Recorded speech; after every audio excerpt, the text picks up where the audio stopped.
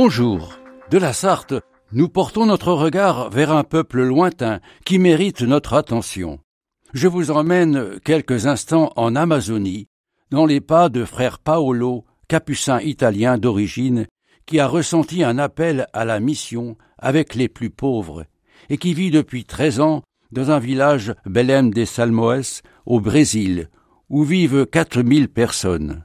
Un peuple très accueillant et généreux. C'est dans ce village que se trouve la paroisse de Saint-François d'Assise, la seule paroisse totalement indigène de cette région. Frère Paolo nous explique que les jeunes sont l'un des plus grands défis et parfois, à cause du manque de perspective, ils finissent par sombrer dans la dépendance, à l'alcool, à la drogue et dans la prostitution. Avec beaucoup de violence et de suicide, ils fuient vers les grandes villes. Les frères capucins luttent à leur côté pour qu'ils ne perdent pas leurs valeurs, leur culture et leur propre vie. Nous cherchons à évangéliser non seulement par la parole de Dieu, mais aussi par le sport, le théâtre, la musique et tout ce qui attire leur attention. Un autre grand défi, selon le frère, est de travailler à l'évangélisation inculturée. Le plus grand défi de l'Église est de vivre une évangélisation qui atteigne le cœur de ces personnes sans avoir à leur faire abandonner leur culture. Nous avons fait un très beau sauvetage culturel en faisant chanter et prier les peuples autochtones dans leur propre langue et en faisant revivre cette richesse qu'ils ont à transmettre aux enfants et aux jeunes. Notre objectif est de former des vocations indigènes telles que catéchistes, leaders et missionnaires, a déclaré le frère.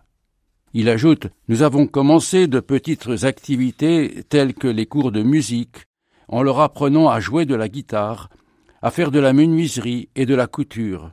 Et peu à peu, de nouvelles activités pastorales ont émergé et l'évangélisation a pris de la force. La mission de frère Braghini serait encore plus difficile sans l'aide à l'Église en détresse qui, depuis plus de 50 ans, soutient l'Église en Amazonie, qui a permis de traduire la Bible des enfants dans la langue des Ticunas. Et la mission capucine a pu acquérir 4 canots motorisés. Grâce à cette aide, les communautés sont visitées chaque mois en travaillant avec des missionnaires autochtones, responsables de 1 ou 2 communautés. Il faut une journée de bateau pour atteindre chaque communauté. Les Ticunas constituent le groupe ethnique le plus important de la région. Ils sont environ 40 000 en Amazonie brésilienne. Et les semences de l'Évangile qui germent dans l'immensité amazonienne portent déjà leurs fruits.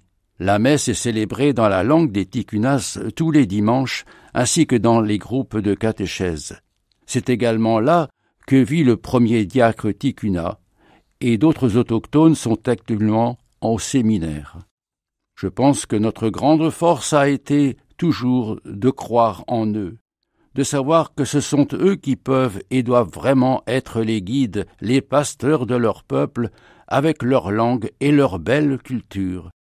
Ils sentent et perçoivent que nous croyons en eux et que nous les aimons et les apprécions, explique le frère Braghini.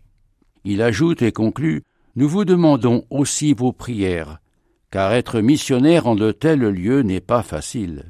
Les défis sont nombreux, importants et quotidiens.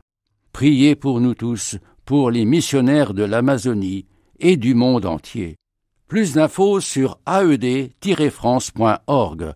À bientôt.